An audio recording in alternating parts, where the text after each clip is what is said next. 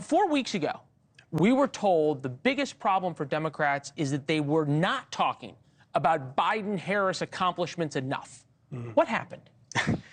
Look, obviously, things have changed. Things have changed, obviously. So, like you mentioned earlier, 17 days ago, Kamala Harris is now the Democratic nominee for President of the United States. So now it's her time to lead.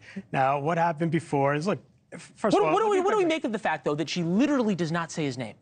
Well, I think that's going to change. They already have a planned event that's going to have President Biden speak with Kamala Harris and Governor Tim Walz. So it's not like they're going to run away from him, because he is part of her, obviously. He allowed her to raise her up as a new VP, as a vice president candidate when he was running in 2020. Now, as vice president, I think what she's going to have to highlight were a lot of the successes that they've actually had as... So we're going to start hearing about those. We are, absolutely. And look, they have something to be proud of. Look, we still have historically low unemployment. We still have jobs figures that are very, very good looking. Inflation is actually going down. Immigration has been going down. You're talking about the numbers that they're okay. Yeah, so this was a new line. Yeah. This wasn't the standard stump speech. This was the UAW, the United Auto Workers event. Sure. Yesterday, take a listen. We want to recognize the right all people have to freedom and liberty, to make choices, especially those that are about heart and home, and not have their government telling them what to do. Lauren, she's standing next to a guy who had a COVID-19 snitch line. Yes. And administration, the Biden-Harris administration, that threw people out of the military if they didn't get the COVID vaccine. Yes. And there was discussion about keeping people at home. There was also discussion of banning people from social media if they said the wrong thing. Has, in the minds of the swing voters, because that's all that matters, all things Biden-Harris that were bad been absolved? No, because voters are still very angry about the Biden-Harris administration. And I don't understand this pivot to liberty. What's the difference between that and democracy? What about the freedom to choose your own presidential candidate if you're a Democrat? What about how they were advocating basically for a shadow government where we didn't know if Biden was in decline or not, and we don't know how much Harris knew as this equal, strong, historic partner behind the scenes?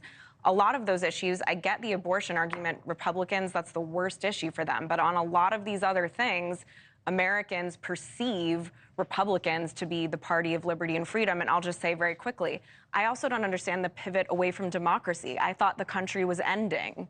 I thought if Trump was elected, we were all in danger of losing American democracy. He's still the candidate.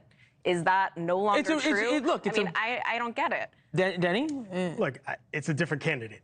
I do believe that... So does that mean that Donald Trump's no longer a threat to democracy? I still think as a Democrat and on this panel, I would say that, yes, I do believe that. But do I think that should be the overarching message for the Harris campaign? The answer is no. I think you focus, just like James Carville would always say, it's the economy, stupid. You focus on the kitchen table issues. Well, as Bill Clinton would say, I mean, to be fair, Lauren, right, as Bill Clinton would say, elections are about the future. And somehow Kamala Harris and her team, may be part of the Obama team, figured that out, right? They figured out the messaging wasn't working. Threat to democracy wasn't working. Immigration, Trump 52-46 over Harris. Economy 51-48. Trump. Middle East 51-47 over Harris. Role on the world stage 49-50 Harris. Preserving democracy, Harris wins that by 7. Abortion, I'm actually surprised by. Harris only wins by 15 points. Normally, it's more. Denny, what's the plan for Democrats when the sugar high wears off, the earned media wears off, and we go back to swing states where it's the economy, stupid, and the economy's still not doing well? Look, the economy is doing pretty well. I think that is not true when you look at when the unemployment rate is still doing well. You have wages that have actually continued to rise. Now, what they're going to do is now focus on policy. I believe that it's been a purpose strategy by the Harris campaign. To not talk about policy at all. Right now, yeah, because if you think about it... But you haven't had to. Exactly. She hasn't had to, but also she just locked up the nomination. When you have, typically, when somebody's running for president, you have months to prepare. That means that you are vetting, you're actually going through the process of developing your policy platform. She had 3 weeks. Thanks for watching. Go to joinnn.com to find NewsNation on your television provider.